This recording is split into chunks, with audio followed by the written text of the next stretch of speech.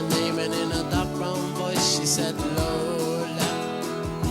Lola by the Kinks. Picture this. It's 1970. The Kinks release a song about a young guy meeting someone named Lola in a club in Soho. The song builds.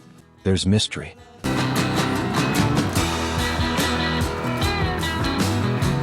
Romance. And then, the twist.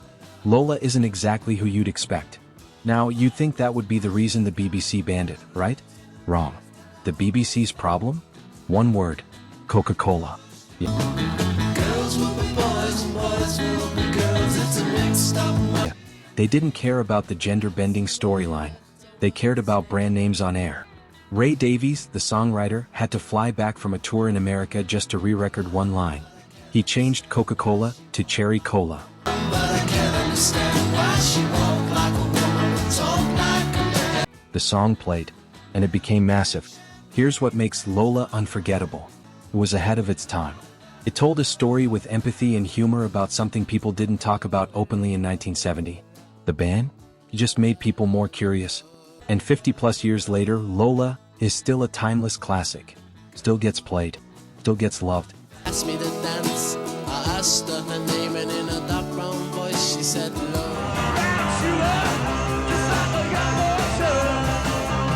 Brown Sugar by the Rolling Stones.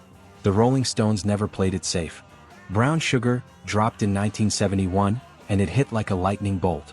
The lyrics?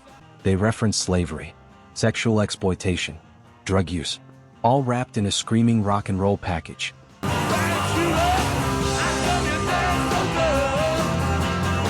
Radio stations across America took one look at the words and said, nope. Many banned it outright. But the Stones didn't care. And honestly, neither did their fans. The song shot to #1 in the US anyway. It became one of their signature tracks.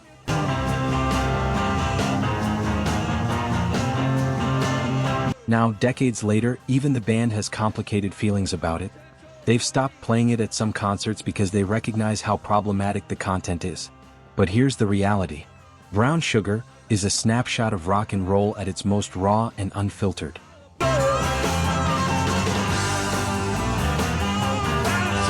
It shows us what the 70s were like, the good and the ugly. The controversy didn't erase it. If anything, it made it more significant as a piece of music history.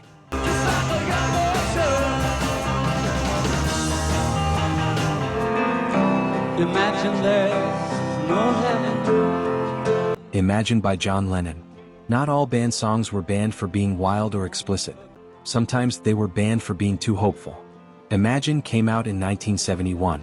John Lennon wrote it as a plea for peace, for unity, for a world without borders or divisions. I hope someday you'll join us. Beautiful, right? Well, South Africa's apartheid government didn't think so. One line in particular bothered them. The one about imagining no religion. They banned it. Other countries had issues with it too. It challenged the status quo. Nothing to kill or die for. It asked people to think differently about nationalism, religion, and materialism. But here's what's incredible. Despite the bans, Imagine became an anthem. No immigration, too. It's been played at peace rallies, memorials, and global events.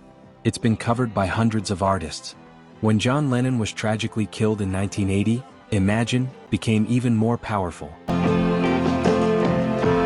Imagine all the people. It represented everything he stood for. Today it's not just a song. It's a message that transcends generations. The band couldn't touch that. It's easy if you try. Was a she says, hey babe, take a walk on the wild side. Walk on the Wild Side by Lou Reed. Lou Reed didn't just push boundaries. He obliterated them. Walk on the Wild Side came out in 1972, and it was unlike anything on mainstream radio.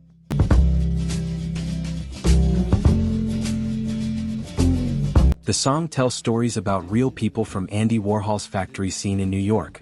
Transgender women, sex workers, drug users. These were people society ignored or looked down on.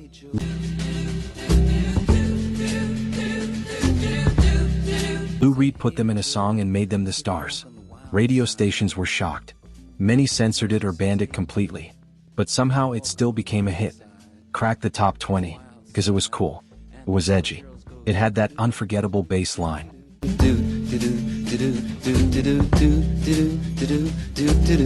And it represented something important.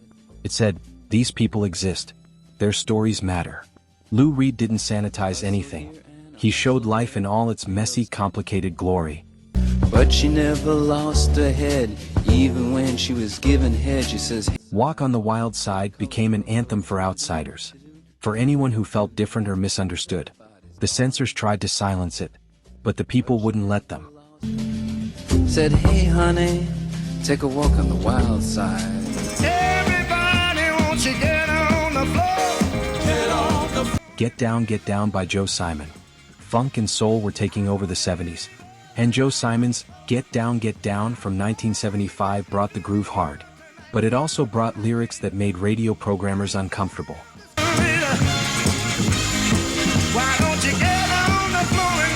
The song was suggestive, seductive. It had that raw energy that made people move. Many stations banned it or played edited versions. But in clubs, on dance floors, it was unstoppable.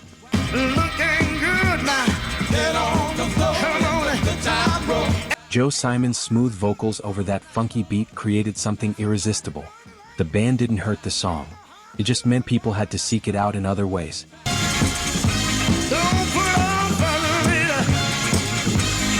And they did. Get Down became a staple of the funk era.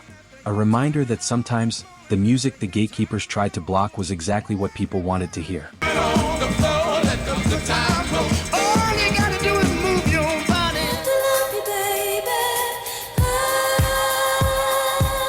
Love to Love You Baby by Donna Summer. 1975. Disco is exploding. And then Donna Summer releases Love to Love You Baby. This wasn't just a disco track.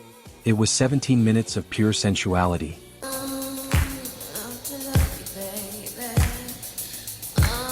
Donna's breathy vocals, those unmistakable sounds, the pulsing beat. Radio stations panicked. Many refused to play it.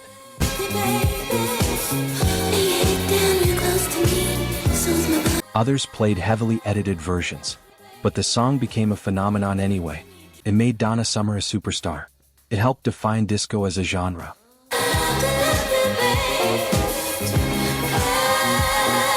It pushed the boundaries of what popular music could be.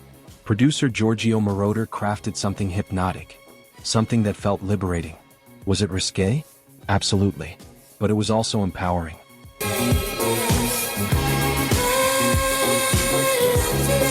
Donna Summer owned her sexuality in a way that felt revolutionary for the time. The censorship couldn't stop it. People bought the record in droves. They played it at parties. They danced to it all night. Love to Love You Baby proved that banning music often backfires. It just makes people want it more. With me.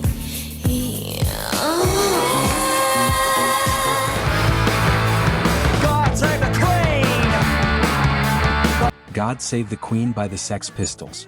Punk rock exploded in 1977. And nobody embodied punk's spirit more than the Sex Pistols.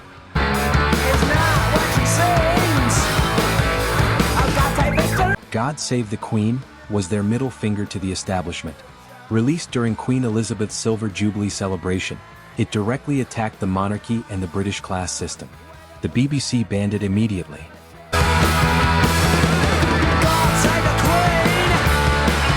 Major retailers refused to sell it. But punk was never about playing nice. The song shot to number 2 on the UK charts. Or maybe it hit number 1. There were accusations that the chart was rigged to keep it from the top spot.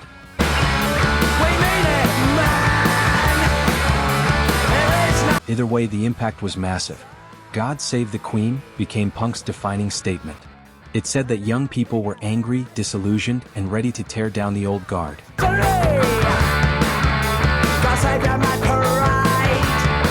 The band gave it even more power. It proved the establishment was scared. And in punk rock, making the establishment scared? That's the whole point. Today, it's recognized as one of the most important protest songs ever recorded. The censorship failed spectacularly.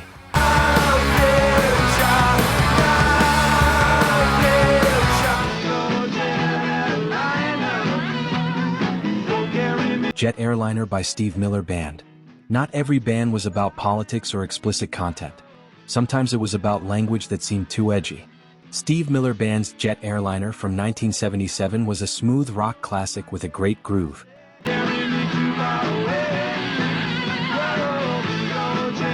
But one phrase made some radio programmers nervous.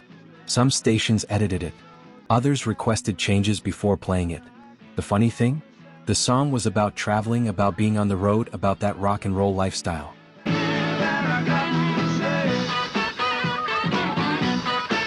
It wasn't particularly controversial. But in the 70s, even small things could get flagged. The edits didn't matter. Jet Airliner became one of the band's biggest hits. That guitar riff, that melody, it was undeniable.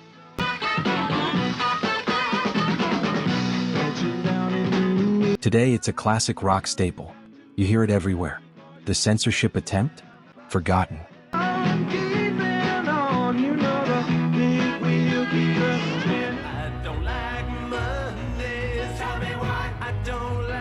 I Don't Like Mondays by the Boomtown Rats.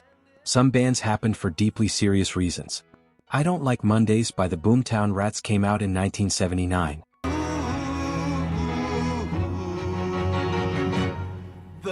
It was inspired by a real tragedy, a school shooting in California.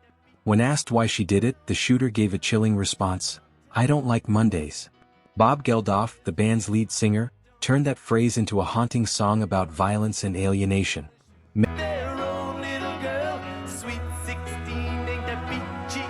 Many American radio stations refused to play it. They felt it was too sensitive, too raw. The ban was understandable in some ways. The wound was fresh. But the song wasn't glorifying violence. It was trying to process it, to understand how something so terrible could happen.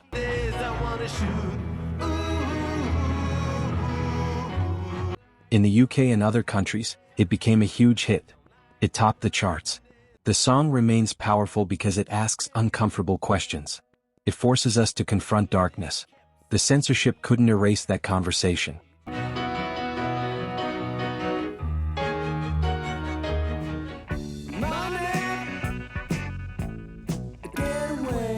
Money by Pink Floyd. We're ending with Pink Floyd, because of course we are. Money from the legendary album Dark Side of the Moon, dropped in 1973. That iconic cash register sound.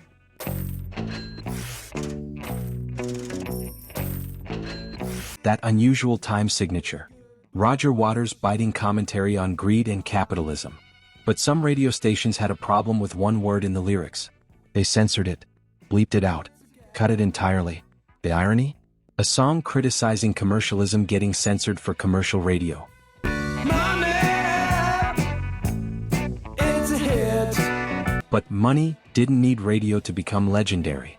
Dark Side of the Moon became one of the best-selling albums of all time. It stayed on the Billboard charts for over 900 weeks. Money was a centerpiece. That funky bass line, that sax solo, the way it builds and grooves. The censorship was just a footnote.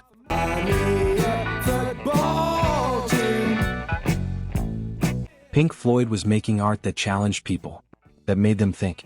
And decades later, Money still hits hard. The commentary is still relevant. The ban? Just another example of the system trying to control something it couldn't.